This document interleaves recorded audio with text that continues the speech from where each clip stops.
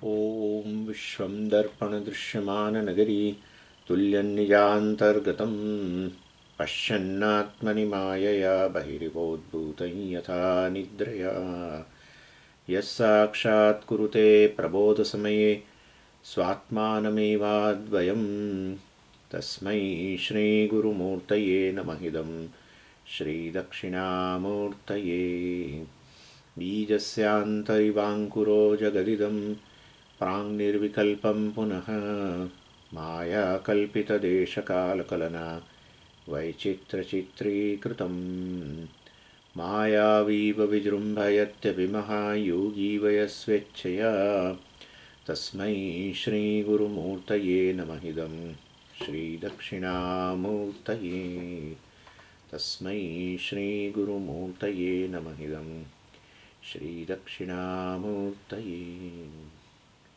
ॐ सहना भवतु सहनौ भुनक्तु सह वीर्यं करवावहै तेजस्विनावधीतमस्तु मा विद्विषावहै।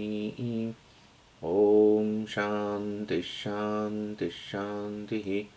सदाशिवसमारम्भां शङ्कराचार्यमध्यमाम् अस्मदाचार्यपर्यन्तां वन्दे गुरुपरम्पराम्।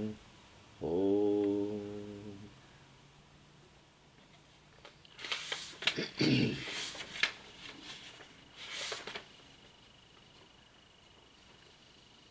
48 श्लोक। जीवोपाधिमनस्तद्वत् धर्माधर्मफलाप्तये स्वप्ने जाग्रति च भ्रान्त्वा क्षीणे कर्मणि लीयते। સુષુપ્તિમાં આનંદ રહેલો છે એના માટે શ્રુતિ અનેક દ્રષ્ટાંતો આપે છે. સુષુપ્તિમાં આનંદ રહેલો છે એના એટલા માટે કહેવાની જરૂર પડે છે કારણ કે સુષુપ્તિમાં મારાથી અન્ય કશું હોતું નથી અને એટલે એ દ્રષ્ટિએ વાસ્તવમાં આત્મા આનંદ સ્વરૂપ છે સિદ્ધ કરવું સરળ પડે. જાગ્રત કાળે તો વિષયો હોય ને તમે પણ હો, ઈચ્છિત વિષયોમાંથી આનંદ આવે છે એવું પછી કોઈ કહી શકે. સ્વપ્નમાં આનંદ આવતો હોય તો એ કોઈક સ્વપ્નનો વિષય જેના અનુભવ થઈ રહ્યો હોય એના જ કારણે પણ હોઈ શકે. પણ સુષુપ્તિમાં કોઈ વિષય વગેરે ન હોય, કોઈ સ્થાન ન હોય, કોઈ એવો વિશેષ કાળ ન હોય, સમય ન કે જેને આપણે આનંદ કહીએ એ પણ ન હોય અને છતાં આનંદ આવતો હોય, અખંડ આનંદ, તો પછી એ વાસ્તવની અંદર એ આત્માનો જ આનંદ હોવો જોઈએ. એટલે અત્યારે આ જે આનંદ પંચકમ ચાલી રહ્યું છે પંચદશીની અંદર, એની અંદર 11મા અધ્યાયની અંદર એની આ રીતે ચર્ચા છે. યોગાનંદ મતલબ કે આ રીતે યોગાનંદની તો એક નાની ચર્ચા આગળ આવશે, સમાધિમાં આનંદ રહેલો છે વગેરે, પરંતુ આ બીજું બધું પણ બતાવે છે. આત્મા આનંદ સ્વરૂપ છે. સમાધિમાં એ જ હોય, નિર્વિકલ્પક સમાધિમાં યોગી જાય ત્યારે મનનો જે લોકો બાદ કરી દે, મનનો બાદ કરી દે એટલે પછી અન્ય જગત વગેરેનો અનુભવ જ કશો નથી થતો. મનનો બાદ થઈ ગયો એટલે સુષુપ્તિ જેવું જ કહેવાય ને. સુષુપ્તિમાં અંતઃકરણ લય પામી જાય છે. સમાધિમાં આ રીતે નિર્વિકલ્પ સમાધિમાં મનનો બાદ કરેલો પછી તો પછી પોતા જે સમાધિમાં બેઠેલો છે પોતાનાથી અન્ય કશું રહ્યું જ નહીં, એટલે સમાધિમાં આનંદ આવે છે વગેરે, એ પણ આત્માનંદ છે. પરંતુ આ તો જનરલ એટલે કે આત્મા આનંદ સ્વરૂપ છે એના માટે આ બધું બતાવી રહ્યા છે. એટલે અહીંયા સુષુપ્તિની પણ વાત કરે છે અને એના માટે બધા અનેક દ્રષ્ટાંતો આપ્યા. 46મા શ્લોકમાં કહ્યું, દ્રષ્ટાંતાઃ શકુનિઃ શ્યેનઃ કુમારશ્ચ મહાનૃપઃ મહાબ્રાહ્મણ ઇત્યેતે સુપ્ત્યાનંદે શ્રુતિરીતાઃ. એટલે શ્રુતિ આ વસ્તુ સમજવા માટે, સુષુપ્તિમાં આનંદ છે સમજવા માટે આ અલગ અલગ જગ્યાઓએ અર્થાત ઉપનિષદની અંદર અલગ અલગ ઉપનિષદની અંદર 5 દ્રષ્ટાંતો આપ્યા. અને એમાં પહેલું કહ્યું હતું શકુની. શકુની એટલે પેલું મેં નાનું પક્ષી જે છે જેને એનો પગમાં એક દોરી બાંધીને એ બીજો દોરીનો બીજો છેડો આપણી આંગળી પર અને પછી એ ઉડે. આ લોકો સમુદ્રની અંદર જતા હોય વહાણ લઈને ત્યારે આવું કરતા હોય છે. એ તો જૂના જમાનાની. એ પેલું પક્ષી ઉડે ખરું પણ એ કશે બેસી તો શકે જ નહીં, બધે પાણી છે.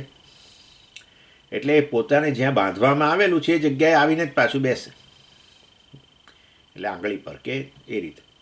એટલે આ દોડે ખરું, ચારે બાજુ ઉડે ખરું, પણ છેવટે થાકીને આવીને ક્યાં બેસે? પોતે જ્યાં પોતાને બાંધવામાં આવ્યું છે ત્યાં આવીને જ બેસે, અન્ય કોઈ જગ્યાએ તે બેસી ન શકે.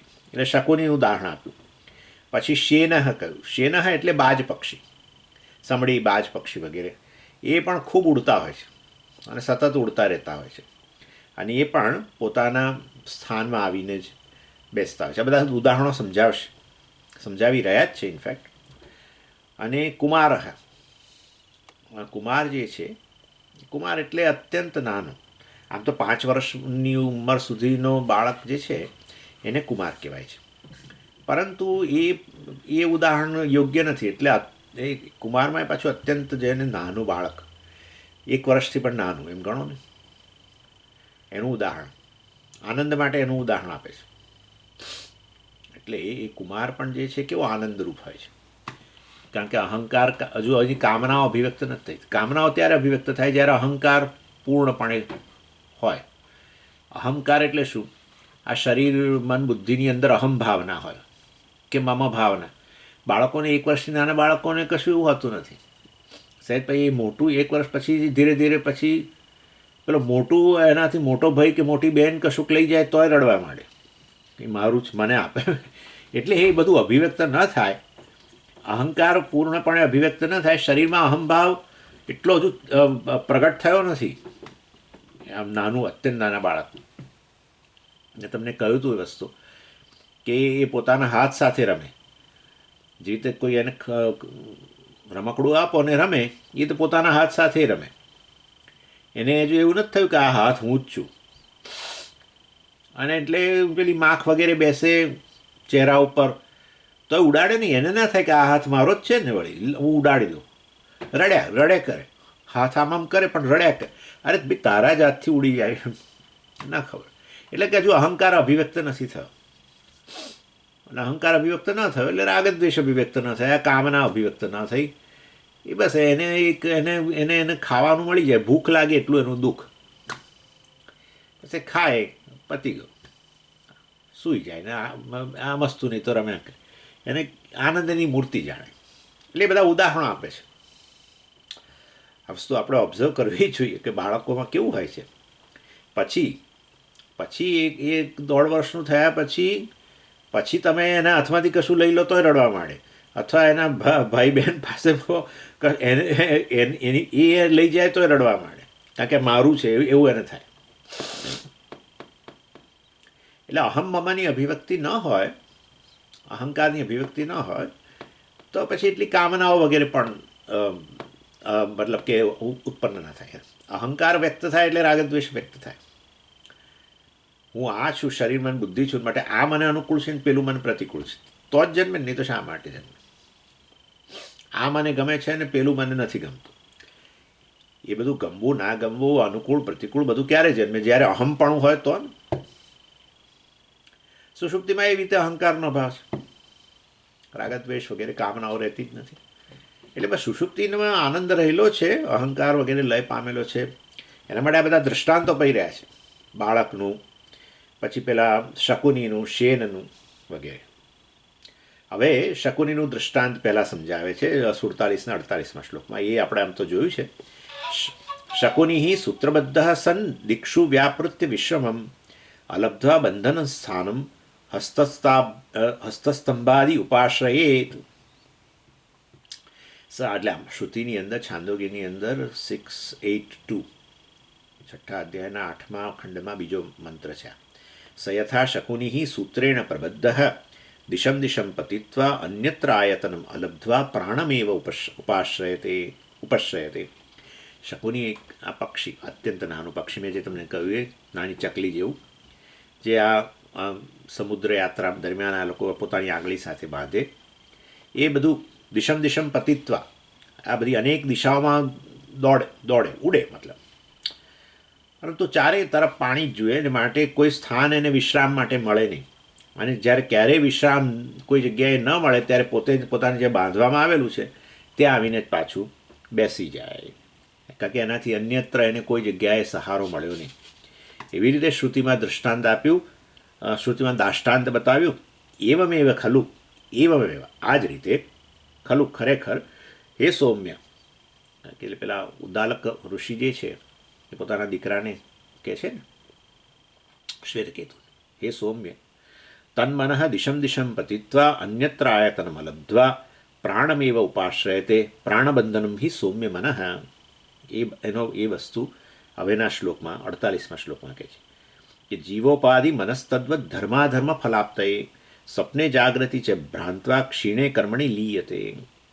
જીવથી બંધાયેલું જે આ મન જે છે, પ્રાણબંધનમ હિ સૌમ્ય મનઃ, એટલે વાસ્તવમાં મન જીવભાવને છોડીને ક્યાંય જઈ ન શકે. આ જીવની ઉપાધિ છે. એટલે મન હોય ત્યાં સુધી જીવભાવ છે. હવે આ વસ્તુ જરા સમજી લેજો બરાબર. એટલે શકુની જેવી રીતે આમ તેમ દોડાદોડ કરતું હોય, પરંતુ એને કોઈ જગ્યાએ વિશ્રામ ન મળે ને એવી વિશ્રામ, અને ત્યારે વાસ્તવની અંદર આપણું મન પણ છે ચારે તરફ દોડે છે. મન ઉપાધિવાળો જીવ, મન અને જીવને જુદા જ ન પાડી શકાય ને. એમ એવું છે, જો આ વસ્તુ સમજો કે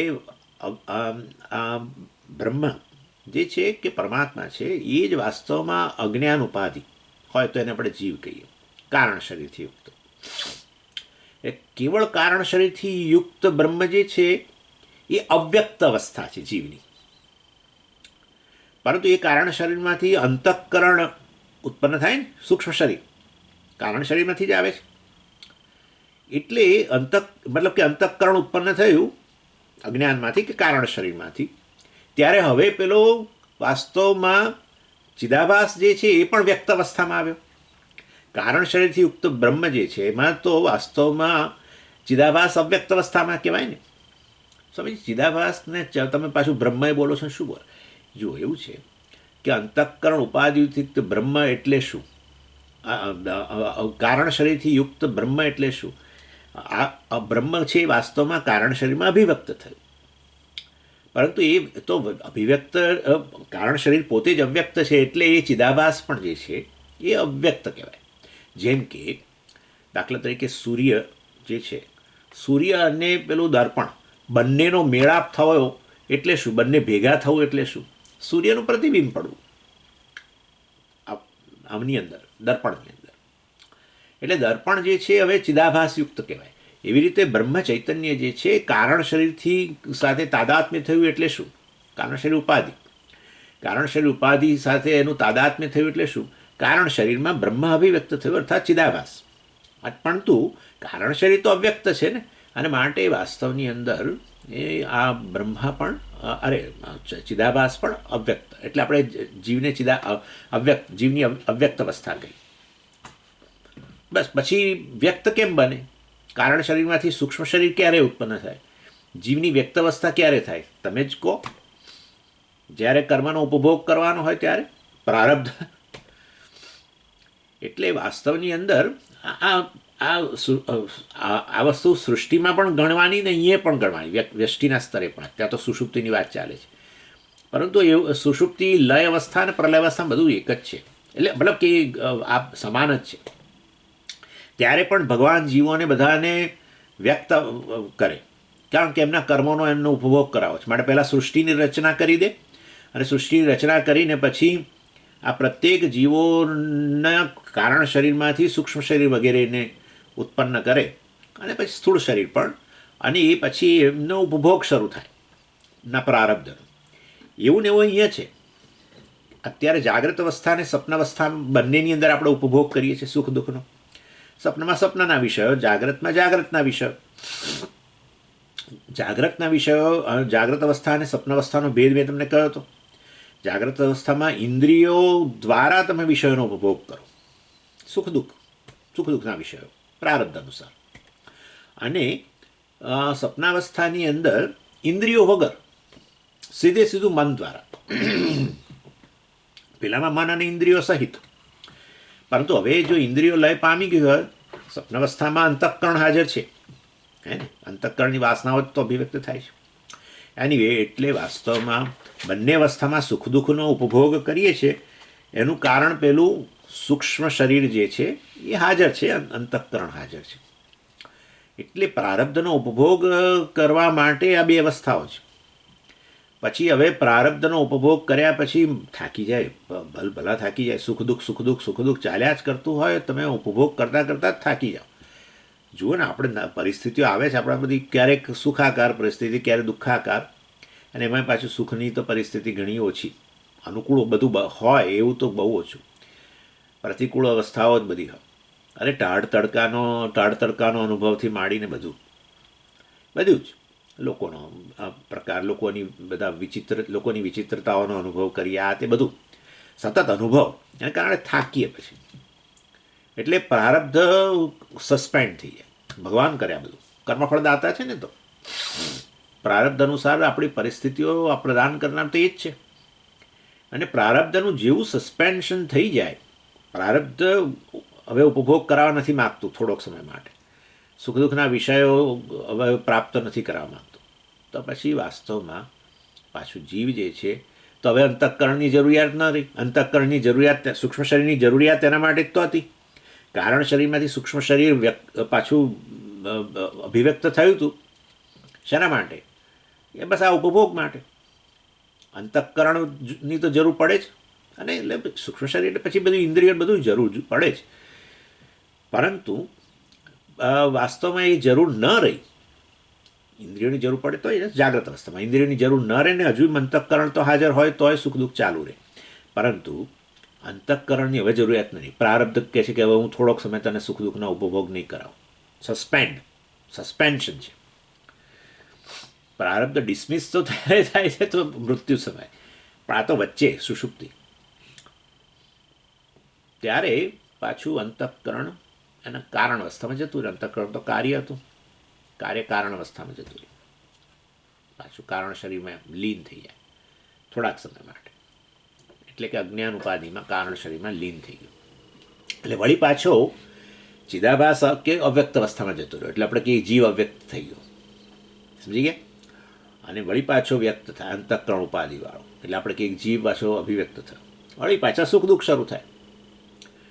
અને વળી પાછું આ રીતે આખો દિવસ ચાલે આ બધું. જાગૃત અવસ્થા, સપનાવસ્થા બે ગણી લો. ઊંઘવા ગયા પછી વચ્ચે આ થાય છે ને અભિવ્યક્ત. પછી પાછું વળી કારણ અવસ્થામાં આ સ્થિતિ છે, એની વાત કરે છે. એટલે આ બંને અવસ્થાઓ જે છે એમાં આપણે સુખ અને દુઃખ, જે વસ્તુ ઈચ્છીએ એ મળી જાય તો આપણને સુખ જન્મે, અને જે વસ્તુ ઈચ્છતા હોઈએ ને ન મળે, અથવા જેવી ઈચ્છીએ એવી ન મળે, મળે તો ખરી, ઈચ્છાનો વિષય મળે, પણ જેવું જે રૂપમાં ઈચ્છીએ ના મળે. પ્રિય વ્યક્તિનો મેળાપે થાય જાગ્રત અવસ્થામાં, અને આપણને થાય બસ હવે એ વ્યક્તિ આજે મળશે એટલે આનંદ થશે. એ દાડે એ દિવસે ન પણ થાય. એને પ્રિય વ્યક્તિ તમારી હોય એ કંઈક વિચિત્ર વર્તન કરે આજે, અથવા એ પોતે કંઈક દુઃખી હોય કોઈ કારણસર, શરીરના કારણે, કે એને કંઈક બીજી જગ્યાએ તકલીફ થઈ હોય, એને દુઃખી જોઈને તમે દુઃખી થાવ. એટલે કહેવાનો આશય ઇન શોર્ટ, વસ્તુ પ્રિય મળે, પરંતુ જે રૂપમાં તમે એને આનંદનું તમારા માટે સાધન બને એ રૂપમાં એ ન હોય તો તમને ન થાય આનંદ. એનીવે, પણ આ રીતે બંને અવસ્થાઓમાં ધર્માધર્મનું, પુણ્ય પાપનું ફળ તો પ્રાપ્ત થતું રહે. એટલે કહે છે કે સ્વપ્ન અને જાગ્રતની અંદર આ રીતે અંતઃકરણ, એટલે કે આ અંતઃકરણ ઉપાધિવાળો જીવ, મતલબ એ આ રીતે ક્યાંય એ ઠરીઠામ થતો નથી. બસ ભ્રાંત દોડ કરે છે. જેમ પેલું શકુની માટે ઉદાહરણ આપે છે ને, પેલી ચકલી માટે. જેમ પેલી ચકલી પેલા સમુદ્રની પર દોડ કરે છે, ચારે તરફ પાણી હોવાને કારણે ક્યાંય વિશ્રામ નથી મળતો. એવી રીતે વાસ્તવની અંદર આ પુણ્યપાપના કર્મોને કારણે આ સતત જાગ્રત અને સ્વપ્નમાં આ જીવ જે છે, શકુની મન અંતઃકરણ ઉપાધિવાળો, એ આ રીતે દોડ કરે છે. પરંતુ જ્યારે પ્રારબ્ધ સસ્પેન્ડ થઈ જાય ત્યારે પછી આ સુષુપ્તિ આવે, અને કર્મફળ ભોગવવાનું હોય તો હજુ ઊંઘ ના આવે. કર્મ જ આપણને જાગ્રત અને સ્વપ્નમાં, ઊંઘ્યા નહીં તો જાગ્રત અવસ્થા છે, અને ઊંઘ્યા પછી વચ્ચે સ્વપ્નાવસ્થા આવે. ત્યારે વળી પાછું પ્રારબ્ધ થોડું જાગ્રત થયું, હલકું ફૂલકું પ્રારબ્ધ જાગ્રત થયું, અને સુખ દુઃખ કરાવે તમને સપનાના વિષયો દ્વારા. પણ આ ધર્માધર્મ ફળ આપવાવાળા જે આ પુણ્યપાપ વગેરે જ્યારે સસ્પેન્ડ થઈ જાય, ત્યારે મન પોતાના બંધનનું સ્થાન જે છે એ વાસ્તવમાં પ્રાણમાં લીન થઈ જાય. પ્રાણમાં લીન થઈ જાય એટલે સુષુપ્તિમાં કેવળ પ્રાણ છે કહ્યું ને, એટલે આપણને થાય કે પ્રાણની કેમ વાત કરીશું. સુષુપ્તિમાં પ્રાણ હાજર છે, બાકી બધું લય પામેલું છે. પ્રાણ જતા રહે તો પ્રાણ લય પામી જાય તો પૂરું થઈ ગયું કામ.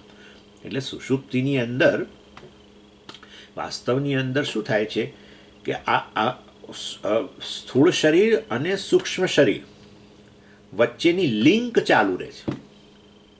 મૃત્યુ સમયે અહીંયા રહેલું સૂક્ષ્મ શરીર આ સ્થૂળ શરીરને છોડીને જાય છે. હવે સુષુપ્તિની અંદર વાસ્તવની અંદર આ સ્થૂળ શરીર તો જાણે લય પામી ગયું. સ્થૂળ શરીરમાંથી જાણે ચેતનતા જતી રહી, આપણી સભાનતા જતી રહી છે. પરંતુ સૂક્ષ્મ શરીરમાં ઇન્દ્રિયો વગેરે બધું લય પામી ગયું, અંતઃકરણ પણ લય પામી ગયું, પણ પેલા પ્રાણ ચાલુ રહે. અને એને કારણે સુષુપ્તિ અને સ્થૂળ શરીર અને સૂક્ષ્મ શરીર વચ્ચેની લિંક જે છે એ ચાલુ રહે. એટલે આવું અહીંયા કહ્યું, પ્રાણમાં લય પામી ગયું અંતઃકરણ, એટલે મતલબ કે સુષુપ્તિમાં લય પામી ગયું એવું આપણે ગણવાનું. એટલે આ જીવ, આ મન જે છે વાસ્તવની અંદર આ અંતઃકરણ જે છે, આવું ચેતનવંત અંતઃકરણ જે જીવ છે એ વિષયો તરફ ચારે બાજુ દોડે અને થાકે ત્યારે પોતાના પાછા આ રીતે પ્રાણમાં લય પામે, સુષુપ્તિમાં લય પામે. સુષુપ્તિમાં લય પામે એટલે પોતાની જ અવ્યક્ત અવસ્થામાં, પોતે અવ્યક્ત અવસ્થામાં આવી જાય, અજ્ઞાન ઉપાધિવાળો રહી જાય. બસ હવે પેલું અંતઃકરણ ઉપાધિવાળું ન કહેવાય, કારણ કે અંતઃકરણ લય પામી ગયું. અંતઃકરણ ક્યાં લય પામે? એનું કારણમાં લય પામે. એટલે વળી જીવભાવમાં આ રીતે લય થઈ ગયું કહે છે. જીવની ઉપાધિ આમ તો મૂળ અવિદ્યા, અજ્ઞાન, એ પ્રગટ થાય એટલે આપણે એ પ્રગટ થવું અર્થાત એ મન રૂપમાં પ્રગટ થાય. અને જ્યારે કારણ રૂપમાં અજ્ઞાનની અંદર એ પાછું સુષુપ્તિમાં જતું રહે, પછી સુખ દુઃખ ન થાય. એટલા માટે સુષુપ્તિમાં સુખ દુઃખ નથી રહેતા. એટલે પરંતુ અજ્ઞાન અવિદ્યા ઉપાધિ છે, એટલે પોતે વાસ્તવની અંદર આ આનંદ સ્વરૂપ છે. કારણ કે મૂળ તો બ્રહ્મ જ ને. બ્રહ્મ અવિદ્યા ઉપાધિવાળું એને જ આપણે જીવ કહીએ છીએ, બ્રહ્મ અંતઃકરણ ઉપાધિવાળું એને જીવ કહીએ છીએ. પણ એ તો જીવની બે અવસ્થાઓ જ થઈ ને. જીવ જે છે અજ્ઞાન ઉપાધિવાળું, કારણ શરીરથી યુક્ત, એને અવ્યક્ત અવસ્થા કહીએ. અને વાસ્તવમાં એ જ બ્રહ્મ અંતઃકરણ ઉપાધિવાળું તો એ જીવની વ્યક્ત અવસ્થા. ઉપાધિવાળું એટલે જીવ. ઉપાધિ કઈ ઉપાધિ? કારણ શરીરથી યુક્ત એ જીવ, અથવા તો અંતઃકરણ, કારણ શરીરમાંથી કાર્ય અવસ્થા આવી, અંતઃકરણ સૂક્ષ્મ શરીર, તો એ પણ જીવ જ. પરંતુ એક અવ્યક્ત અવસ્થા, એક વ્યક્ત અવસ્થા. અને વ્યક્ત અવસ્થા અંતઃકરણ વગેરે હાજર હોય તો પછી અનેક કામનાઓ, અહંકાર થયો ને જાગૃત, અહમવૃત્તિ ઉત્પન્ન થાય, બધું થાય અંતઃકરણને લીધે જ થાય. અને અહમવૃત્તિ, અહંકાર જે છે એ તો વાસ્તવમાં પછી પોતાને બહુ મર્યાદાઓ ચાલે. એટલે પેલી કામનાઓ અને પછી સુખ દુઃખ તરફની દોટ ને પ્રારબ્ધ જાગૃત થયું ને સુખ દુઃખના વિષયોનો ઉપભોગ ને બધું શરૂ થઈ જાય. અને સુખ દુઃખના વિષયનો ઉપભોગ કરો, એમાંથી નવી કામનાઓ, આ બધું પછી આ જાગ્રતમાં ચાલે. એટલે જાણે પોતાનું સ્વરૂપ પોતે તો બ્રહ્મ છે. ઉપાધિ પણ સમજી, જીવ જે છે એનું સ્વરૂપ શું? બ્રહ્મ. ઉપાધિને કારણે એને આપણે જીવ કહીએ છીએ ને. ઉપાધિ મિથ્યા છે. એટલે પોતે વાસ્તવમાં અંતઃકરણ અજ્ઞાન ઉપાધિથી યુક્ત જે બ્રહ્મ છે એ વધારે આનંદનો અનુભવ કરે. પરંતુ એમાંથી પાછું કાર્યાવસ્થા આવે, અંતઃકરણ આવે, અહંકાર જાગૃત થાય, અહંકાર વ્યક્ત બને અને પોતાનામાં જીવ ભાવ આવે. મતલબ કે અનેક મર્યાદા લાગે, રાગ દ્વેષ ઉત્પન્ન થાય, અનેક કામનાઓ ઉત્પન્ન થાય, ચિંતાઓ ઉત્પન્ન, બધું. અને પછી એમાં સુખ દુઃખના વિષયો પ્રારંભ આવે એના જૂના કર્મોને લીધે. એટલે કરતા ભોગતા બધું જાગ્રત અવસ્થામાં બધું હોય. અને એને કારણે કે તો પછી પેલી ચિંતાઓ, અને એ સિવાય અનેક જગ્યાએ નિરાશા લાગે, આ બધું. એટલે પોતાનું સ્વરૂપ આનંદ હોવા છતાંય પણ કાર્યાવસ્થાની અંદર આવી ગયો. હવે તો અવ્યક્ત બન્યો જીવ ભાવ વ્યક્ત થયો. મૂળ તો બ્રહ્મ જ, પરંતુ જીવભાવ વ્યક્ત થયો એટલે પછી બહુ જ દુઃખ. પણ એ બધું અંતઃકરણ લય પામે એની સાથે જ કેવળ અવિદ્યા ઉપાધિ રહી ગઈ, બસ અજ્ઞાન ઉપાધિ. એને કારણે સુષુપ્તિમાં ઘણો આનંદ હોય, કારણ કે આમ છે મૂળ બ્રહ્મ. એટલે બ્રહ્મની દૃષ્ટિથી જુઓ તો જીવ જે છે એના સ્વરૂપથી બ્રહ્મ જ છે. કારણ કે ઉપાધિ તો મિથ્યા છે, અવિદ્યા ઉપાધિ હોય મિથ્યા છે. અવિદ્યામાંથી ઉત્પન્ન થયેલું હોય એ આપોઆપ મિથ્યા, સૂક્ષ્મ શરીર વગેરે પણ મિથ્યા જ બની જાય. એટલે ઉપાધિની દ્રષ્ટિથી જુઓ તો એ બ્રહ્મને તમે જીવ કહો, પરંતુ સ્વરૂપની દ્રષ્ટિથી જુઓ, બ્રહ્મની દ્રષ્ટિથી જુઓ તો વાસ્તવમાં તો એનાથી અન્ય કશું છે જ નહીં, કારણ કે પેલું તો મિથ્યા છે. તમે જળની દ્રષ્ટિથી જુઓ તો તમને તરંગ દેખાય જ નહીં, મતલબ કે તમે તરંગને ગણતરી જ ના કરો. તરંગની દ્રષ્ટિથી જુઓ તો તમે કહો કે ભાઈ તરંગનું સ્વરૂપ આ છે વગેરે વગેરે.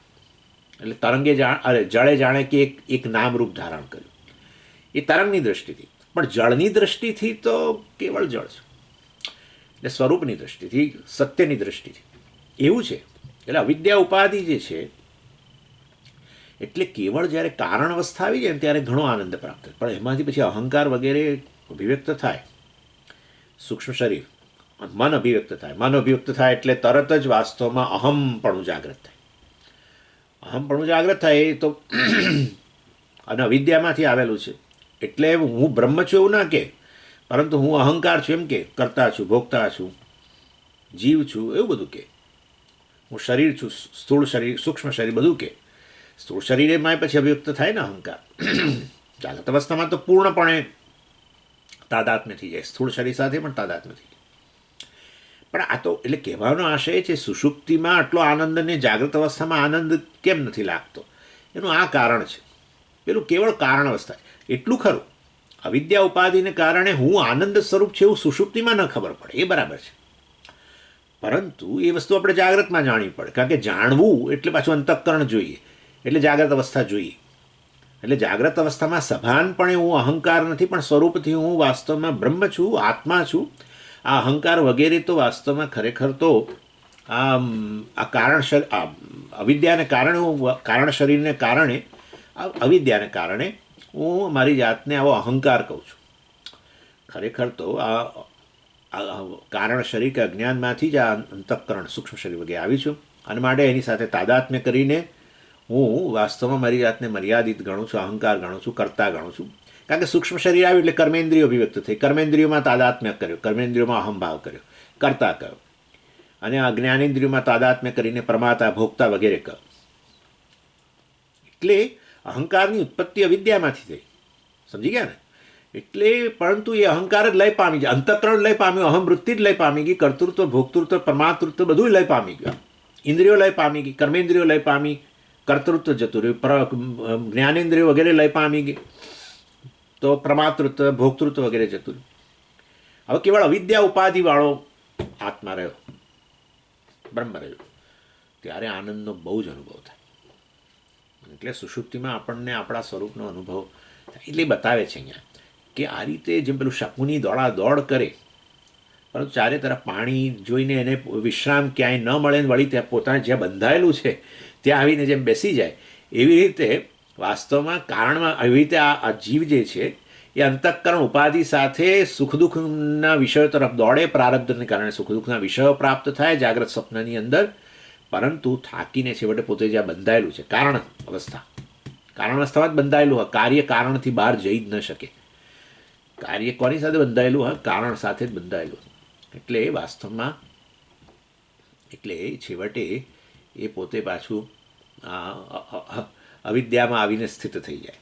પણ અવિદ્યા આવીને સ્થિત થઈ જાય, અવિદ્યા તો કોઈ સ્વતંત્ર વસ્તુ છે નહીં, અવિદ્યા ઉપાધિવાળો આત્મામાં સ્થિત થઈ જાય. સત, એને ત્યાં સત કહ્યું, ત્યાં 6થા અધ્યાયની અંદર સતા સૌમ્ય તદા સંપન્નો ભવતી સ્વેન અપિતો ભવતી સ્વ અપિતો ભવતી ઇતિ સ્વપિતિ ઇતિ નામ એક્સેટ્રા એવું બધું કહ્યું. અર્થાત સતા, ત્યાં તો સત શબ્દ વાપર્યો છે ને બ્રહ્મ માટે, એટલે સત પરમાત્મા લઈ પગ. અરે તમે તો અવિદ્યા બોલો છો ને, અવિદ્યાવાળું સત, અવિદ્યાવાળું બ્રહ્મ કહો છો, ને પાછું હવે એકલું સત બોલો છો. પણ અવિદ્યા તો મિથ્યા છે ભાઈ વાસ્તવની અંદર, એટલે ખરેખર પરમાત્મામાં એ લય પામી ગયો એવું કહેવાય. ભલે અવિદ્યા ઉપાધિવાળો હોવાને કારણે સુષુપ્તિમાં હું સત છું, બ્રહ્મ છું, આનંદ સ્વરૂપ છું એવું સુષુપ્તિમાં ન ખબર પડે. સમજી ગયા? એવી ખબર પડવા માટે હું બ્રહ્મ છું એવી વૃત્તિ ઉત્પન્ન થવી જોઈએ ને. એ વૃત્તિ ઉત્પન્ન ક્યારે થાય? જ્યારે પાછું અંતઃકરણ જાગ્રત થાય. તો અંતઃકરણ લય પામી ગયો તો વૃત્તિ જ ક્યાંથી આવે?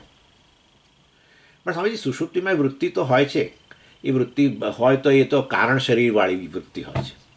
એ વૃત્તિ જે છે એ કારણ શરીરયુક્ત વૃત્તિ, એટલે એ વાસ્તવની અંદર ઉપાધિમાં છે, શરીર છે માટે જરૂર વૃત્તિ હોવી જોઈએ. પણ એ વૃત્તિથી આપણે સભાન નથી હોતા. બસ આટલું મનમાં રાખવાનું. અર્થાત કારણ કે ઘણા લોકો સ્વીકારે છે આચાર્યો કે વૃત્તિ હોય છે, પરંતુ એ વૃત્તિ કારણ શરીરયુક્ત વૃત્તિ, કારણ શરીરમાં અભિવ્યક્ત થાય છે ચૈતન્યને, ત્યારે એ અવિદ્યાવૃત્તિ કહે છે.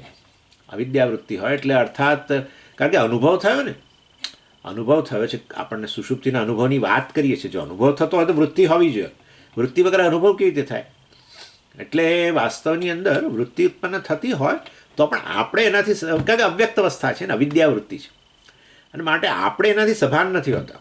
જ્યારે અંતઃકરણમાં જે વૃત્તિ ઉત્પન્ન થાય એનાથી આપણે સભાન હોઈએ છીએ, કારણ કે અંતઃકરણ તો વ્યક્ત વસ્તુ છે ને.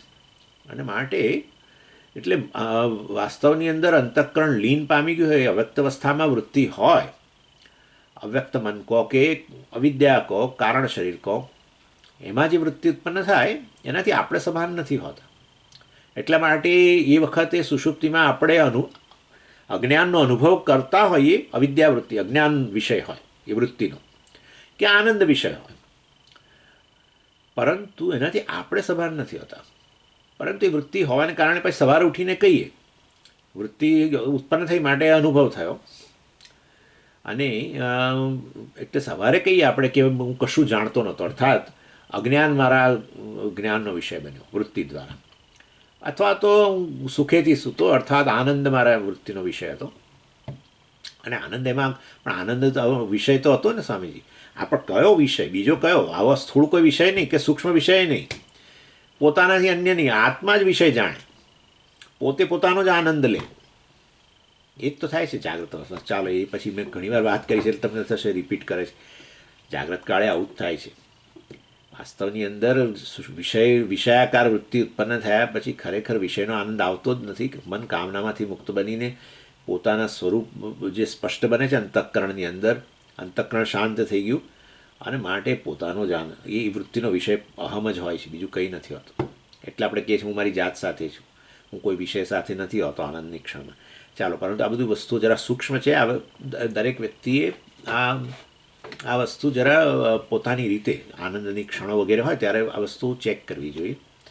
ખરેખર વિષય જુદો અને હું જુદો એવું આનંદ અવસ્થામાં નથી હોતું. આનંદમાં મગ્ન હોય, મગ્ન કહીએ છીએ એટલે જાણે આ બે વસ્તુ એક જ થઈ ગઈ. અદ્વૈત અવસ્થામાં જ આનંદ હોય, દ્વૈતમાં આનંદ હોય જ નહીં. કારણ કે જો તમને જો દ્વૈતપણું હોય તો તમે હું જુદો અને એ જુદો, મતલબ હું મર્યાદિત અને એ વસ્તુ આપોઆપ મર્યાદિત બની જાય. એ મતલબ હું મર્યાદિત છું એવું આનંદ અવસ્થામાં કદી હોય નહીં, ઉણપવાળો છું કદી ના હોય. કોઈ પ્રકારની મર્યાદા ન ચાલતી હોય તો વિષય અને તમે એક જ બની ગયા અને તમે તમારી જાતનો જ આનંદ લઈ રહ્યા છો. ચાલો, એની વે, પરંતુ એટલે જાગ્રત અવસ્થામાં પણ આવું જ થાય છે. આત્મા જ વૃત્તિનો વિષય બની જાય, આત્મા જ આનંદની નો વિષય, સુખાકાર વૃત્તિનો વિષય બની જાય, વિષય નહીં. એની વે, પરંતુ સુષુપ્તિમાં તો આ પ્રકારે અવ્યક્ત અવસ્થાની અંદર એટલે એ વસ્તુ કહે છે, એટલે પોતાની જે પોતે જ્યાં બંધાયેલો છે એ કારણમાં બંધાયેલો છે. જીવ કારણ અવસ્થામાં બંધાયેલો, સુષુપ્તિમાં કારણ શરીર સાથે, અવિદ્યા સાથે બંધાયેલો છે, એટલે કારણ અવસ્થામાં આવી જાય. પરંતુ ત્યારે ખરેખર વાસ્તવમાં કારણ શરીર ક્યાં આનંદ નથી આપતું. કારણ શરીર તો મિથ્યા છે, ચૈતન્ય બ્રહ્મથી અભિન્ન છે. એટલે પરંતુ આમ જાણે આપણે કેવું હોય કે આપણે પોતાના સ્વરૂપથી જેમ આમ જાણે દૂર જતા જઈએ જાગ્રત અવસ્થામાં, કારણ કે કારણ અવસ્થામાંથી કાર્ય અવસ્થા આવી, એની સાથે તાદાત્મ્ય, અને એમાંય પાછું આગળ રાગદ્વેષને કારણે તો ઘણું આગળ. ખાલી અંતઃકરણ જાગ્રત થાય, અહંકાર જાગ્રત થાય, કરતા ભોગતા પ્રમાણતા, એવું બધું નહીં, કેટલું બધું આવે પછી તો. એટલે હું પિતા છું, ફલાણો છું, વગેરે વગેરે, કેટલું બધું. અને પછી પિતા તરીકે કેટલું મોટું લિસ્ટ હોય આપણે સુખ દુઃખના વિષયોનું. પિતા તરીકે આપણને કેટલું મોટું, કેટલી બધી આપણી ઈચ્છાઓ જે અધૂરી હોય. પુત્ર તરીકે, ફલાણા તરીકે, ઢીકણા તરીકે, અહંકાર જ છે ને બધું. એટલે જાગ્રત અવસ્થાની અંદર તો જાણે આપણે પોતે જ્યાં બંધાયેલા હતા, છેવટે બ્રહ્મ સાથે બંધાયેલા છીએ ને બધું બ્રહ્મથી અભિન્ન જ છે. એનાથી દૂર ને દૂર જતા જઈએ. અનેક પરિસ્થિતિઓ આવે, પ્રારબ્ધ જાગ્રત થયું છે એટલે પોતાનું સ્વરૂપનો આનંદ જાણે કે એનાથી અનેક ગણા આગળ દૂર થઈ ગયા. બધું આવ્યું અવિદ્યામાંથી. એટલે ક્યારેય જાગ્રત કાળે આપણને નથી ખબર પડતી કે હું મારા સ્વરૂપનો આનંદ લઈ રહ્યો છું. આ તો બધું જ્ઞાનવૃત્તિથી આપણે કહીએ કે ખરેખર આપણે આપણા સ્વરૂપનો જ આનંદ લઈએ છીએ સુખની ક્ષણોમાં ને બધું. બાકી જીવ તો એમ જ માને કે આ વિષયમાંથી આનંદ આવ્યો, આ સુખનો વિષય છે, આ દુઃખનો વિષય છે, વગેરે વગેરે. એટલે આ વસ્તુ અહીંયા કહે છે, જેમ પેલું શકુની ચારે તરફ દોડે, ક્યાંય વિશ્રામ ન મળે ને પોતે જ્યાં બંધાયેલું આવે છે બેસે ત્યારે એને વિશ્રામ લાગે, એવી રીતે આપણે આ જીવ જે છે વ્યક્તવસ્થાની અંદર અંતઃકરણ ઉપાધિવાળું, અંતઃકરણ સમજીએ, અંતઃકરણ ઉપાધિવાળું તમે ચૈતન્ય કહેશો ચિદાભાસ, ચિદાભાસ કહો તો ચિદાભાસ, અંતઃકરણ વત્તા ચિદાભાસ એટલે કે ચેતન બનતું અંતઃકરણ, નામ જીવ, જીવની વ્યક્ત અવસ્થા, જાગ્રત પુરુષ કહો, સ્વપ્ન પુરુષ કહો. અંતઃકરણ, કારણ કે તમે અંતઃકરણને ચિદાભાસને અલગ ન કરી શકો, તમે સૂર્યનું પ્રતિબિંબ અને દર્પણને અલગ ન કરી શકો. અંતઃકરણ તો માધ્યમ થયું ને દર્પણની જેવું, અને ચૈતન્ય અભિવ્યક્ત થયું, ત્યાં પેલો સૂર્યનો પ્રકાશ અભિવ્યક્ત થયો. એટલે વાસ્તવની અંદર તમે કોઈ દિવસ સૂર્ય પ્રતિબિંબ અને દર્પણને જુદા નહીં કરી શકો. એવી રીતે અહીંયા પણ, અહીંયા સૂર્ય એટલે જાણે ચૈતન્ય, અંતઃકરણ એટલે દર્પણ, અને એમ અંતઃકરણમાં પ્રતિબિંબિત થયેલું ચૈતન્ય અંતઃકરણ સાથે તાદાત્મ્ય કર્યું એમ કહો, કે અંતઃકરણ સાથે અંતઃકરણમાં પ્રતિબિંબિત થયું, એ ચિદાભાસ. એ ચિદાભાસ અને અંતઃકરણને અલગ ન કરી શકાય. એ કેવળ અંતઃકરણને જીવ ન કહેવાય, કારણ કે જીવ ચેતન છે. પરંતુ વાસ્તવમાં આપણે એમ કહીએ કે અંતઃકરણયુક્ત બ્રહ્મ જીવની વ્યક્ત અવસ્થા, અથવા તો અંતઃકરણમાં અભિવ્યક્ત થયેલું ચૈતન્ય ચિદાભાસથી યુક્ત અંતઃકરણ, એને જીવ કહો. એક જ વસ્તુ છે. અંતઃકરણ સાથે તાદાત્મ્ય પામેલો બ્રહ્મ ચૈતન્ય, એને જીવ કહો, અહંકાર કહો, એક જ વસ્તુ છે. એટલે આ ગૂંચવાડો ન કરતા, કારણ કે આ વસ્તુ મનમાં સ્પષ્ટ રહે આપણા મનમાં. જ્યારે આ બે વચ્ચે તાદાત્મ્ય થાય, દર્પણ અને સૂર્ય વચ્ચે તાદાત્મ્ય થયું, સૂર્યપ્રકાશ અને દર્પણ વચ્ચે, તો આપણે શું કહીએ? સૂર્યનું પ્રતિબિંબ પડ્યું દર્પણમાં. હવે સૂર્યનું પ્રતિબિંબ એને કારણે દર્પણ પણ પેલા સૂર્ય જેવો થઈ ગયો, બોલો. એવી રીતે અંતઃકરણ પોતે પણ જાણે ચેતન બની ગયું, બની જાય છે ને, એવું જ લાગે છે ને. અંતઃકરણ જ બધું જ્ઞાન પ્રાપ્ત કરે છે, બધો અનુભવ કરે છે. અરે ચેતન વગર અનુભવ શક્ય જ ન બને, પણ અંતઃકરણ જ કરે છે અનુભવ તો બધું. એટલે અંતઃકરણમાં પણ આ ઉછીનું ચૈતન્ય, જેવી રીતે દર્પણમાં ઉછીના પ્રકાશથી દર્પણ પોતે પ્રકાશક બની ગયો, એવી રીતે આ થોડું સમજવા માટેના દ્રષ્ટાંત છે. દ્રષ્ટાંતની મર્યાદાઓ હોય, પછી બહુ નહીં વિચારવાનું, સમજ. પણ ત્યાં તો દર્પણ અને સૂર્ય પ્રકાશ બે જુદી જુદી વસ્તુ છે. તો અહીંયા અંતઃકરણ અને ચૈતન્ય બ્રહ્મ બે જુદી વસ્તુ ના, અહીંયા તો અંતઃકરણ એ ચૈતન્યથી અભિન્ન છે, અને બ્રહ્મ જે છે જે માયાયુક્ત છે વાસ્તવમાં, કે અવિદ્યાયુક્ત છે, એમાંથી જ વાસ્તવમાં છેવટે અંતઃકરણ ઉત્પન્ન થાય છે, એમાં જ લય પામતું હોય છે. ચાલો, સુષુપ્તિ કાળે આપણે કહીએ કે કારણશરીરમાં લય પામી ગયું, અને છે પ્રલય કાળે એમ કહીએ કે આ માયામાં બધું વિલીન થઈ ગયું, અવ્યક્ત થઈ ગયું બધું. બધી વસ્તુ અવ્યક્ત બની જાય ને માયા કહેવાય. ચાલો, એટલે આ શકુનીનું દ્રષ્ટાંત આ રીતે બતાવે છે.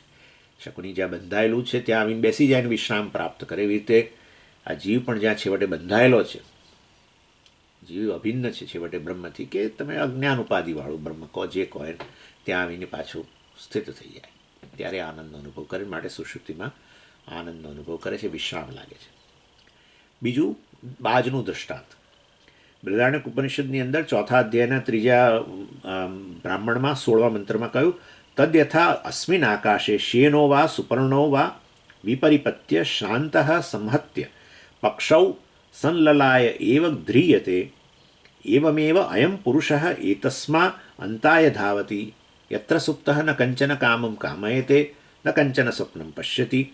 એ મંત્ર જે છે એમાં પેલું શેન આવે. બીજું પહેલાં શકુનીને દ્રષ્ટાંત સમજાવ્યું, બધાનો ઉલ્લેખ કરેલો કે સુષુપ્તિમાં આનંદ છે, એના માટે શકુનીનું દ્રષ્ટાંત આપ્યું, એ સમજાવી દીધું 2 શ્લોકમાં. હવે 49મા શ્લોકની અંદર પેલું શેન બાજ પક્ષી જે છે, જે આપણે એ દ્રષ્ટાંત આપ્યું હતું સુષુપ્તિમાં આનંદ છે એને માટે, એ શેન પક્ષીનું દ્રષ્ટાંત જે છે આપણે આપેલું, એને એ દ્રષ્ટાંતને અહીંયા સમજાવે છે. એના માટે બૃહદારણ્યક ઉપનિષદમાં જાય છે, અને ત્યાંથી એ જે શેનની વાત કરેલી છે સુષુપ્તિના આનંદ માટે, શેનના દ્રષ્ટાંત એ સમજાવે છે. ચાલો, 49મો શ્લોક. શેનો વેગેન નીડૈક લંપટ્ટ શયિતુમ વ્રજેત જીવસુપ્ત્यै તથા ધાવેત બ્રહ્માનંદૈકલંપટ. શેન બાજ બહુ ઉડે બહુ ઉડે. મને યાદ છે કે હું ઘણીવાર પેલું ચાલવા જવું એટલે 1 કલાક 1.5 કલાક આમ ચાલતા હોઈએ, આપણે જોઈએ કે ઉપર પેલા આકાશમાં ઉડી રહ્યું છે આ બાજ પક્ષી કે સંભળી કે એવું, અને તમે 1.5 કલાક ચાલો ત્યાં તો પણ એ ઉડતું જ હોય ત્યાં ઉપર, ખૂબ ઉપર આવે જ નહીં નીચે, ખૂબ ઉપર ઉડે અને બસ ઉડ્યા જ કરતું. મને લાગે આખો દિવસ ઉડ્યા કરતો શીખશું. પછી વડે થાકે ત્યારે એના મનની અંદર એક જ ગોલ હોય, કોઈ સ્થાન નહીં તો નીચે આવીને ગમે ત્યાં બેસીને વિશ્રામ કરે ના, એ વાસ્તવમાં પોતાના માળાથી અન્ય કશે જગ્યાએ વિશ્રામ કરે જ નહીં. એટલે જ્યારે ખૂબ ઉડીને જ્યારે થાકી જાય ત્યારે વિશ્રામ માટે એના મનની અંદર કેવળ પોતાનો માળો જ હોય, અને ત્યાં જઈને પછી અને એના તરફ એ દોટ મૂકે અને વાસ્તવમાં ત્યાં જઈને આરામ કરે.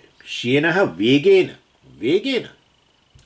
હવે થાકી ગયો છે બહુ ઉડીને, વેગેન ખૂબ વેગથી એ પાછું પોતાના માળા, નીડ એટલે માળો, એકલંપટ, નીડ જ એ માળો જ કેવળ એનો ધ્યેય છે અત્યારે. એકલંપટ માળાથી અન્ય એને કોઈ જગ્યાએ વિશ્રામ દેખાતો નથી. એટલે એકલંપટ એમ જરા એમ કહ્યું કે એના મનની અંદર અન્ય કોઈ એ એક જ વસ્તુને લંપટ શબ્દ ગુજરાતીમાં વાપરીએ છીએ. લંપટ એટલે એ અત્યંત કામનાવાળો, એટલે એનાથી અન્ય એને કશેક બીજી કોઈ વસ્તુની એને કામના હોય જ નહીં, એમાં જ એને બધું સુખ દેખાય, એવી રીતે એને લંપટ કહીએ આપણે.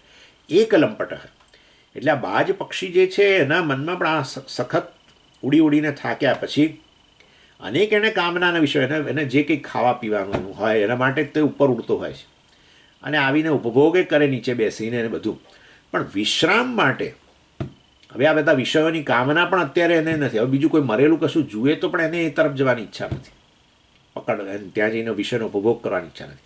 એક જ કામના, એનાથી અન્ય કોઈ કામના ન હોય ત્યારે એક લંપટ કહેવાય.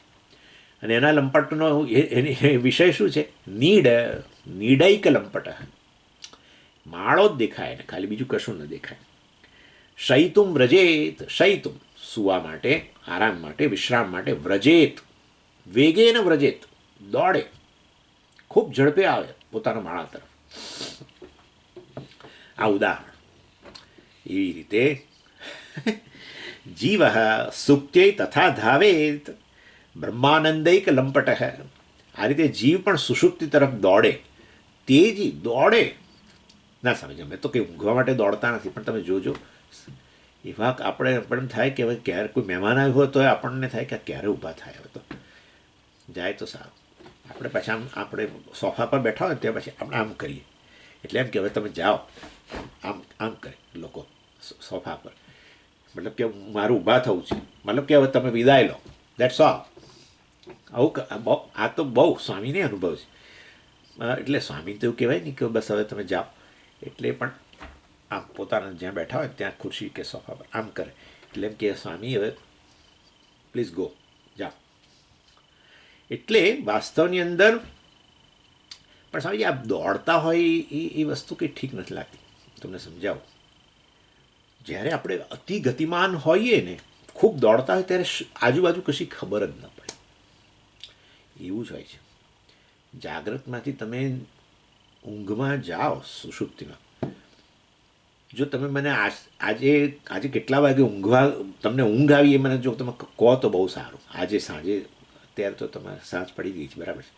એટલે વાસ્તવમાં તમે આજે રાત્રે બરાબર ઊંઘ કેટલા વાગે આવી એ સમય નોંધીને મને કહેજો. એક પેન અને કાગળ રાખજો જોડે અને મને પછી જણાવજો કે સ્વામીજી હું 9 વાગે પથારીમાં ગયો પણ 9:32 મને ઊંઘ આવી ગઈ, એવું ખબર નથી. એટલે કઈ મિનિટે આપણે સુષુપ્તિમાં જતા રહ્યા ખબર જ ન પડે.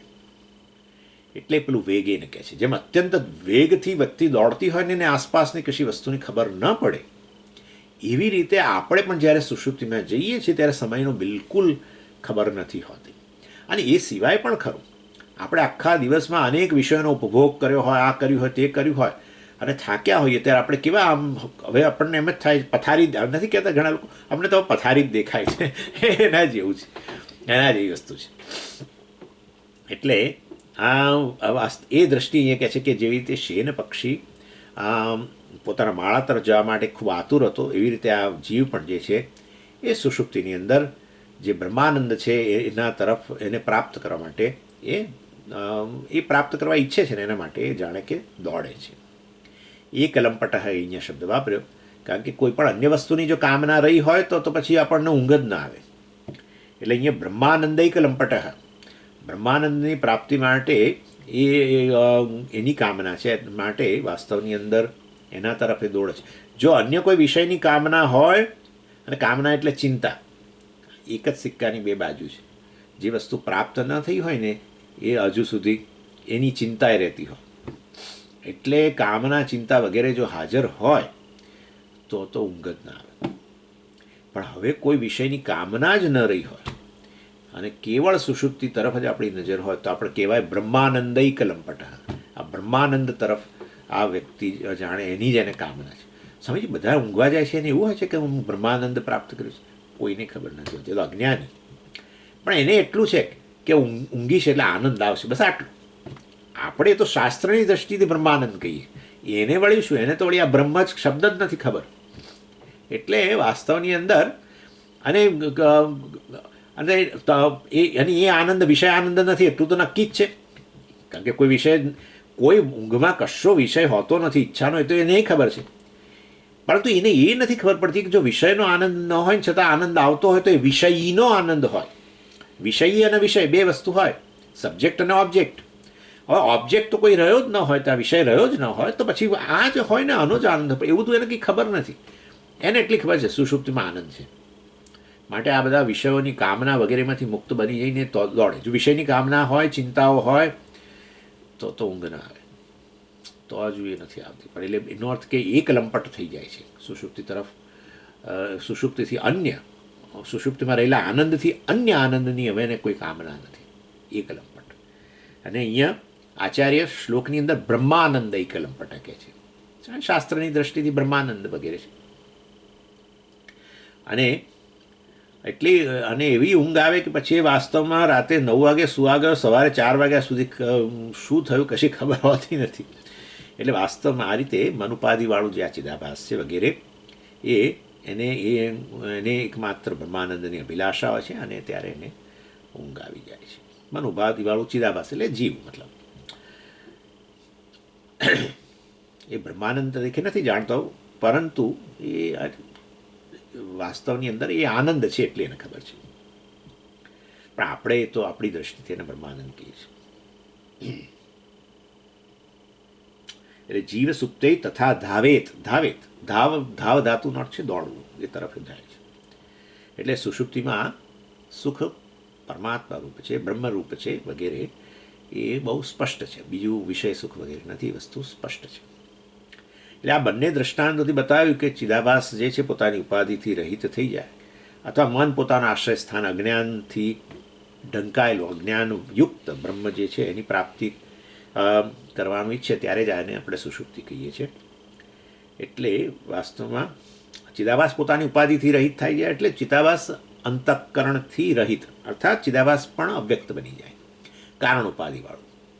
કારણ ઉપાધિવાળું અવિદ્યા ઉપાધિમાં કારણ શરીરથી યુક્ત જે છે બ્રહ્મ, અર્થાત એ બ્રહ્મની કારણ શરીરમાં અભિવ્યક્તિ, અને આપણે એ વાસ્તવમાં ક્યાંય ચિદાભાસ પણ અવ્યક્ત અવસ્થામાં. એટલે અવ્યક્ત ચિદાભાસ કારણ શરીરયુક્ત અને અવ્યક્ત જીવ કહો, અહંકારની અવ્યક્ત અવસ્થા કહો, કર્તૃત્વ ભોક્તૃત્વ પરમાતૃત્વ અવ્યક્ત કહો. હંમેશા આપણે આ બેથી એ બહાર નહીં નીકળવાનું. અવ્યક્ત અવસ્થા અને વ્યક્ત અવસ્થા, પતિ બીજું કશું છે નહીં. અવ્યક્ત અવસ્થા, વ્યક્ત અવસ્થા. અવ્યક્ત અવસ્થા લય અવસ્થા, પ્રલય અવસ્થા જે કહો તે. વ્યક્ત અવસ્થા એટલે સૃષ્ટિ કહો, વ્યક્ત અવસ્થા એટલે જાગ્રત કહો, વ્યક્ત અવસ્થા એટલે સ્વપ્ન કહો, કે જેમાં આ કારણ શરીર કે અવિદ્યા જે છે એ સૂક્ષ્મ શરીર રૂપે અભિવ્યક્ત થાય. કારણમાંથી જ કાર્ય આવે. બંને કાર્ય છે, સ્થૂળ શરીર અને સૂક્ષ્મ શરીર કાર્ય છે. કારણ શરીર કારણ છે, એટલા માટે તેને કારણ શરીર કહે છે. એટલે આ રીતે વાસ્તવની અંદર બતાવ્યું. હવે પેલું બાલાકી બ્રાહ્મણ જે છે બૃહદારણ્યક ઉપનિષદની અંદર બીજા અધ્યાયના પહેલો બ્રાહ્મણની અંદર જે છે એને બાલાકી બ્રાહ્મણ કહેવાય છે. અને આમાં અજાતશત્રુ બાલાકી વચ્ચેનો સંવાદ છે. અને એમાં 19મા મંત્રમાં સુષુપ્તિ માટે બીજા 3 દૃષ્ટાંત આપે છે. એની હવે ચર્ચા કરે છે. આમાં એ મંત્ર આવો છે: સ યથા કુમારો વા મહારાજો વા મહાબ્રાહ્મણો વા અતિજ્ઞીનમાનંદસ્ય ગત્વા શયિતા એવમેવ એષઃ એતત શેતે. એ વસ્તુમાં 3 બીજા ઉદાહરણો આપે છે. હવે એના 3 શ્લોકમાં સમજાવે છે. શેના માટે ઉદાહરણ છે? સુષુપ્તિમાં આનંદ રહેલો છે એના માટે. અત્યાર સુધી આપણે તો જોઈ ગયા, શેનનું ઉદાહરણ જોયું ને શકુનીનું ઉદાહરણ જોયું. હવે બીજા પાછા 3 ઉદાહરણો આપે છે. અને 3 મનુષ્યના ઉદાહરણો છે. એટલે તમે જો જુઓ ને તો ત્યાં 46મા શ્લોકમાં જે આપણે આનંદ માટે હમણાં 3 દૃષ્ટાંત જોયા, એમાં શકુની, શેન અને કુમારશ્ચ મહાનૃપ. કુમાર, મહાનૃપ અને મહાબ્રાહ્મણ એ મનુષ્યના ઉદાહરણો છે. મહાનૃપ એટલે રાજા. એટલે એ જે 3 ઉદાહરણો જે છે એ વાસ્તવની અંદર આ બૃહદારણ્યક ઉપનિષદની અંદર આ બાલાકી બ્રાહ્મણમાં રહેલા છે. એટલે હવે ના 3 શ્લોકોમાં એ મનુષ્યના 3 પ્રકારના મનુષ્યના ઉદાહરણ આપે છે કે કેવા આનંદમાં રહે છે એ લોકો, આનંદની મૂર્તિ જાણે. એવી ને એવી રીતે વાસ્તવમાં સુષુપ્તિમાં આનંદ છે. એના માટે આ ઉદાહરણ છે. જુઓ: અતિબાલસ્તનમ પીત્વા મૃદુશય્યાગતો હસન રાગદ્વેષાદ્યનુત્પત્તે આનંદૈક સ્વભાવ ભાગ. મેં હમણાં તમને તો કહ્યું જાતો કે શ્રુતિમાં જે પેલો કુમાર શબ્દનો પ્રયોગ કર્યો છે એમાં મેં 5 વર્ષ સુધીનો હોય એને કુમાર કહેવાય. એટલે હવે એટલો 5 વર્ષનો થાય ત્યાં સુધી એ બહુ આનંદની મૂર્તિ છે એવું તો નથી જોતું, કકળાટની મૂર્તિ હોય છે. તો એટલે એ વાસ્તવની અંદર આ અત્યંત નાનું બાળક જે છે, એટલે કહ્યું અતિ બાલ. અને સ્તનમ પીત્વા એટલે એ સ્તનપાન કરેલું, એટલે મતલબ કે 1 વર્ષથી પણ નાનું. એટલે અતિ બાલ જે હજુ સ્તનપાન કરી રહેલું છે. એટલે આમ તો મને લાગે છે 3 મહિના કે 4 મહિના કે 6 મહિના સુધી લગભગ મને લાગે છે એ જ્યારે એને ભૂખ લાગે ત્યારે એને આ માના દૂધની ઈચ્છા હોય. અને એ જ્યારે માનું દૂધ પી લે, ભૂખ લાગે એટલે રડે. અને બીજું તને બોલતા આવડે નહીં કે મને ભૂખ લાગીશ, પણ એ રડે. એટલે પછી માએ સમજી જાય અને મા એને દૂધ પીવડાવે. અને દૂધ પીવડાવીને પછી એને સરસ મજાનું પેલું પાથર્યું હોય હે ને મુલાયમ, એના પર સુવાડે. જો એ જેના પર સુવાડો એ બહુ કઠોર કે કર્કશ કે બહુ ઊંચું નીચું કેવું હોય તો પાછું રડવા માંડે. પરંતુ સરસ મુલાયમ એના હોય એના પર તમે એને સુવાડો અને પેટ પાછું ભરેલું હોય. હવે માએ દૂધ પીવડાવી દીધું એટલે જેના પર સુવાડો એ મુલાયમ હોય, પેટ ભરેલું હોય, તો હવે એને કોઈ દુઃખનો અનુભવ નથી હોતો. આનંદની મૂર્તિ જાણે. બસ એવી રીતે સુષુપ્તિમાં એક આનંદ હોય છે એમ કરીને બતાવે છે. અને એટલે મતલબ કે એ આ બાળક જે છે ત્યારે હસતું હોય, મતલબ કે આવી રીતે એને જ્યારે પેટ ભરેલું હોય અને મુલાયમ બિસ્તરા પર સોવડાવ્યું હોય ત્યારે એટલે કે આનંદની મૂર્તિ છે. અને આપણે પણ પેટ ભરેલું હોય છે રાત્રે સૂવા જઈએ ત્યારે, અને આપણે મુલાયમ બિસ્તરા પર સૂઈએ છીએ, પરંતુ આપણે હસી શકતા નથી, કારણ કે હજુ પેલું બધું જાગે છે, રાગદ્વેષ જાગૃત છે બધા. એટલે શ્રુતિ આપણું ઉદાહરણ નથી આપતી કે આપણે પેટ ભરેલું છે રાત્રે સૂવા ગયા ત્યારે, અને આ રીતે જે બિસ્તરો છે આપણો, પથારી વગેરે બહુ મુલાયમ છે, બધું છે, પણ તો આપણે હસી નથી શકતા. ઇનફેક્ટ ઘણા લોકોનો તો ચહેરો એ વખતે એટલો સિરિયસ હોય છે કે અનેક વસ્તુઓ રાગદ્વેષ જાગૃત છે ને. રાગદ્વેષ એટલે કામના. ક્યારેક રાગદ્વેષ બોલું, ક્યારેક કામના બોલું, એ તો બધું આવું ચાલે. અને કામના ક્યારેક ચિંતાએ બોલું. ચિંતા આપણી અતૃપ્ત કામનાઓની જ ચિંતા હોય છે. આ હજુ મળ્યું નહીં ને, પેલું હજુ ગયું નહીં ને, આ થયું નહીં ને, પેલું કામ. બસ આ બધી ડિમાન્ડ્સ આપણી. તમે કમ્પ્લેન્સ કહો, વરી કહો, આ બધામાં મૂળ તો પેલું રાગદ્વેષ જ છે, કામના જ, અતૃપ્ત કામના. જે ઈચ્છાઓ છે, જરૂરી નથી કે કોઈ ભોગની ઈચ્છા, કોઈ વ્યક્તિનું વર્તન માટે આપણને કામના હોય કે બદલાઈ જાય, આપણી ઈચ્છા હોય કે બદલાઈ જાય, એ નથી બદલાયો, એની ચિંતા. આ ક્યારે સુધરશે એમ કરીને રાતે સુવા જાય ત્યારે એ ચાલુ થઈ જાય, આ ક્યારે સુધરશે. એટલે ઇન શોર્ટ આપણા રાગદ્વેષ મૂળ એ આપણને જગાડે, અહંકાર જાગ્રત જે કહો તે. તો પછી ઊંઘ નથી આવતી. પેટ તો ભરેલું છે, બિસ્તરો મુલાયમ છે, પણ પેલો અહંકાર વગેરે બાળકમાં એ નથી. હજુ અહંકાર જાગ્રત નથી થયો, રાગદ્વેષ જાગ્રત નથી થયા. આ ગમે ને તે ન ગમે ને આ મને અનુકૂળ ને પ્રતિકૂળ ને હજુ બહુ થયું નથી શરૂ. ત્યાં સુધી બાળકનું જો પેટ ભરેલું હોય માના પેટથી અને મુલાયમ બિસ્તરા પર એને સુવાડ્યો તો એ હસતું હોય એમ કહે છે. ચાલો, એટલે આ રીતે બાળકનું ઉદાહરણ આપ્યું. એટલે પ્રગટ દુઃખ કોઈ બીજું છે નહીં, એટલે એને માટે એકમાત્ર આનંદ જ ને જાણે અત્યારે ભોગવે છે, એમાં એનો સ્વભાવ છે. એટલે સ્વાભાવિક રૂપે જે બાળક જેમ પેલું નાનું આ બાળક આનંદમાં હોય એવી રીતે સુષુપ્તિમાં આપણા સ્વભાવ, સુષુપ્તિમાં માત્ર આનંદ જ હોય છે, આપણો સ્વભાવ છે, આપણું સ્વરૂપ છે. એના માટે ઉદાહરણ. હવે બાળક તો ચાલો જાણે મુગ્ધ છે, એનામાં કોઈ વિવેક નથી, એ તો બરાબર, પણ હવે કોઈ વિવેકી વ્યક્તિનું ઉદાહરણ આપો. એટલે હવે રાજાનું ઉદાહરણ આપે છે, વિવેકી રાજાનું ઉદાહરણ આપે છે કે જે કેવો એના આનમાં આનંદ છે. એટલે આ બીજું ઉદાહરણ હોય. મનુષ્યમાં 3 ઉદાહરણ છે, એમાં બીજું ઉદાહરણ. મહારાજ સાર્વભૌમ સંતૃપ્ત સર્વભોગત માનુષાનંદ સીમાનમ પ્રાપ્યાનંદૈક મૂર્તિભાગ. એટલે સમ્રાટ રાજા જે છે, 2 પ્રકારના રાજા.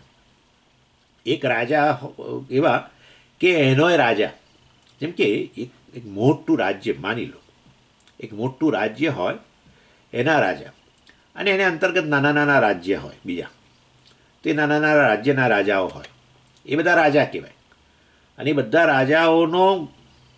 રાજાઓ જેમાં સમાઈ ગયેલા છે એવા મોટા રાજ્યના રાજાને આપણે મહારાજા કહીએ. બસ એ કહે છે મહારાજા. આપણે જેને કહીએ ને એમ્પરર નથી કહેતા. સાર્વભૌમ, જુઓ પાછું સાર્વભૌમ હોય એટલે શું કે આ સમગ્ર ભૂમિનો એ રાજા, અર્થાત સારી પૃથ્વીનો એક જ રાજા. અને એનો જે આનંદ જે છે એની વાત તો ત્યાં તૈત્તરીય ઉપનિષદની અંદર આનંદ મીમાંસામાં કરેલી છે કે મનુષ્યને જે આનંદ, મનુષ્યનો મેક્સિમમ આનંદ કેટલો, એમ મનુષ્ય આનંદ અર્થાત મનુષ્ય જે પ્રાપ્ત કરી શકે મેક્સિમમ આનંદ એ કેટલો. તો એમાં આ મહારાજા, આ જે એમ્પરર જે છે, સમ્રાટ જે છે, એનું ઉદાહરણ આપવામાં આવ્યું છે. અને એની અંદર ત્યાં કહ્યું સૈષાનંદસ્ય મીમાગુંસા ભવતી યુવા સ્યાત સાધુ યુવા ધ્યાયક આશિષ્ઠો દૃઢિષ્ઠો બલિષ્ઠ તસ્યેયમ પૃથ્વી સર્વા વિત્તસ્ય પૂર્ણા સ્યાત સ એક માનુષાનંદ. મનુષ્યનો આનંદ જે છે એને એકમ ગણ્યો.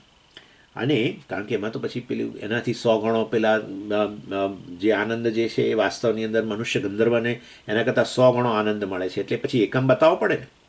મનુષ્ય કરતાં મનુષ્ય ગંધર્વ એ કયો નહીં, મનુષ્ય ગંધર્વ આનંદ છે.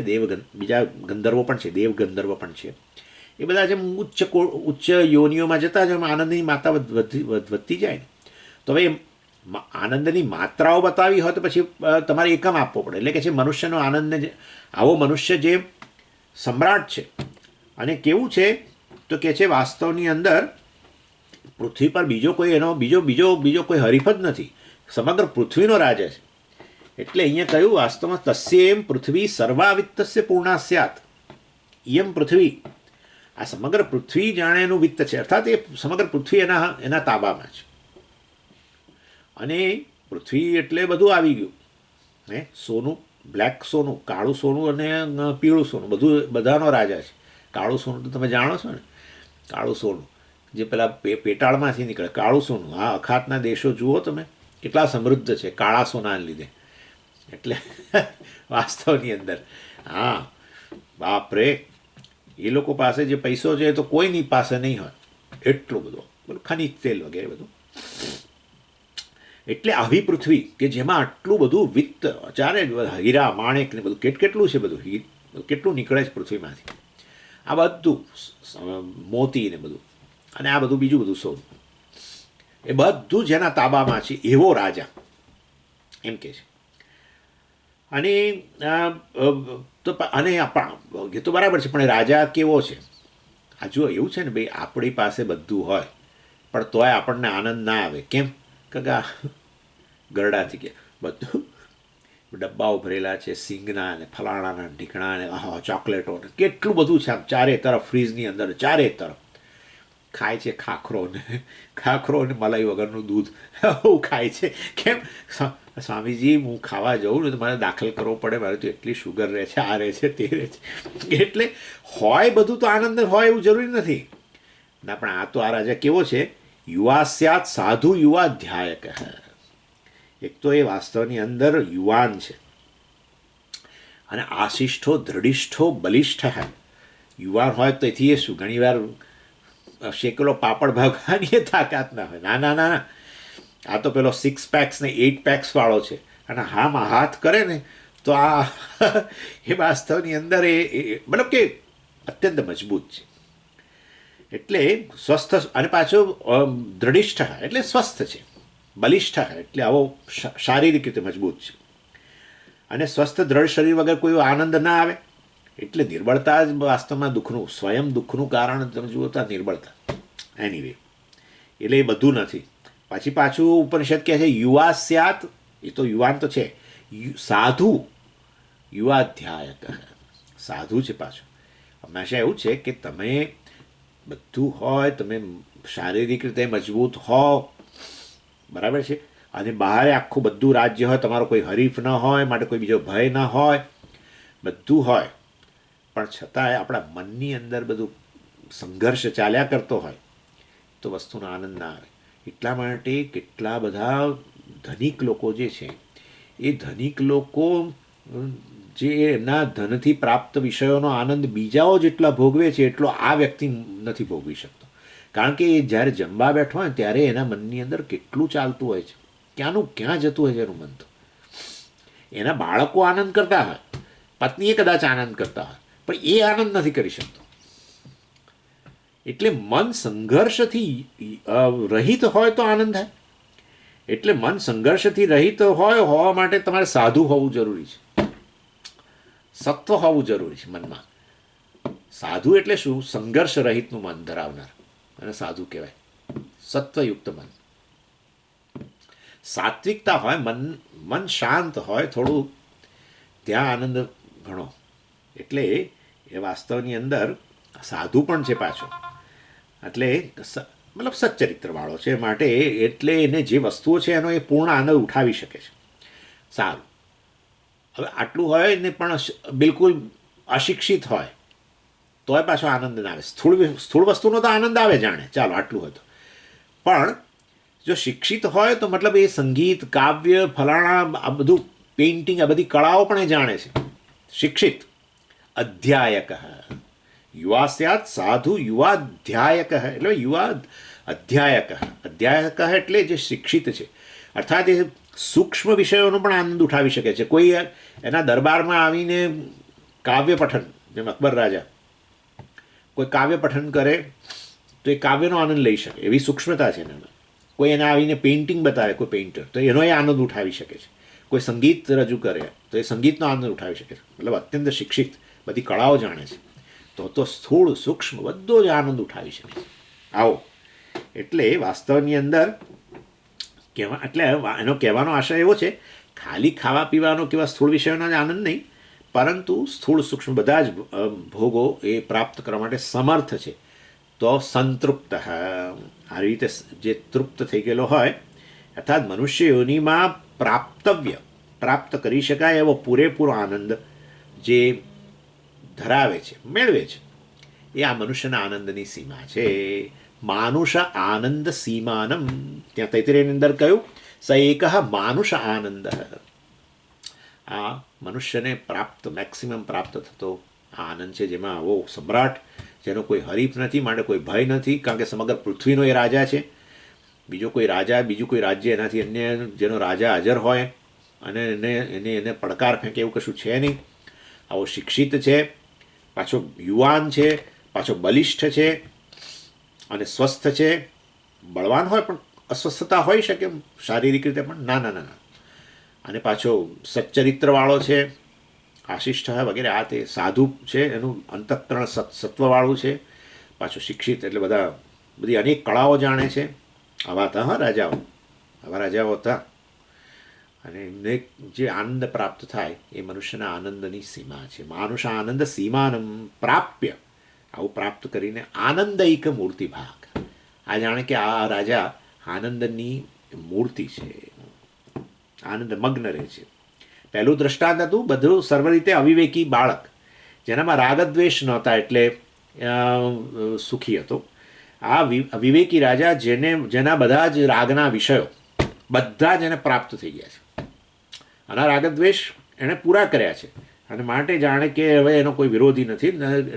એટલે રાગના વિષયો મળી ગયા, પણ સ્વામીજી દ્વેષ તો હોય ને, કારણ કે એનો વિરોધી નથી ત્યાં, કારણ કે આખો પૃથ્વીનો રાજા છે, એટલે બીજો કોઈ એનો વિરોધી નથી, બીજો રાજા કે જેના પ્રત્યે એને દ્વેષ હોય કે આને તો હરાવી દો, એનું રાજ્ય મારામાં સમાવી લો, યુક્રેનને રશિયામાં સમાવી લો, આવું કશું છે નહીં. હા, એટલે આ રીતે રાગદ્વેષથી રહિત બની ગયો છે. રાગ પૂરા થઈ ગયા છે અને અન્ય કોઈ વિરોધી નહીં હોવાને કારણે દ્વેષ નથી. આવું રાગદ્વેષ રહિત, પેલો બાળકમાં રાગદ્વેષનો જો અભાવ છે, હજુ શરૂ નથી થયા, અહંકાર અભિવ્યક્ત નથી થયો. જ્યારે આ રાજા જે છે એની અંદર રાગ પૂરેપૂરા, રાગદ્વેષ પૂરા થઈ ગયું ના કહેવાય, રાગ એના બધા રાગના વિષયો એણે મેળવી લીધા છે, અને દ્વેષ કોઈના માટે છે નહીં, કોઈ વિરોધી જ નથી.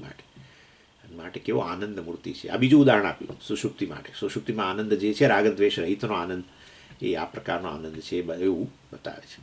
એને શ્રુતિની અંદર અકામ હતતા કહેવામાં આવી, અર્થાત અકામ હતતા, કોઈ પ્રકારની કામના નથી રાજામાં, કારણ કે કામનાઓ પૂરી થઈ ગઈ છે, અને દ્વેષ પણ નથી. બાળકમાં હજુ કામનાનો ઉદય નથી થયો. બધી કામના, મતલબ કે આ બધા દુઃખોનું મૂળ છેવટે આ કામના છે. પણ એની એ કામનાથી અભાવ, કામના રહિતની સ્થિતિ છે, કામના રહિત આનંદ છે. ક્યાં? સુષુપ્તિમાં. એના માટે આ દૃષ્ટાંત છે. કામના રહિત આનંદ ત્યારે જ હોય જે સ્વભાવથી તમે આનંદ આવતો. કામનાથી આનંદ આવે તો મતલબ કે કામના પૂરી થઈને આનંદ આવે, મતલબ કે એ કામના વાસ્તવમાં વિષય કામના હતી, અને આનંદ આવે તો એ વિષય સુખ થઈ ગયું. પણ કામના રહિત આનંદ હોય, વિષયની કોઈ કામના જ નથી ને આનંદ છે, તો સ્વાભાવિક જ આનંદ હોય. એ સ્વાભાવિક આનંદ જ આત્માનો વ્યક્ત થાય છે. ઓમ પૂર્ણમદ પૂર્ણમિદમ પૂર્ણાત પૂર્ણમુદચ્યતે પૂર્ણસ્ય પૂર્ણમાદાય પૂર્ણમેવાવશિષ્યતે. ઓમ શાંતિ શાંતિ શાંતિ. હરિ ઓમ શ્રી ગુરુભ્યો નમઃ. હરિ ઓમ.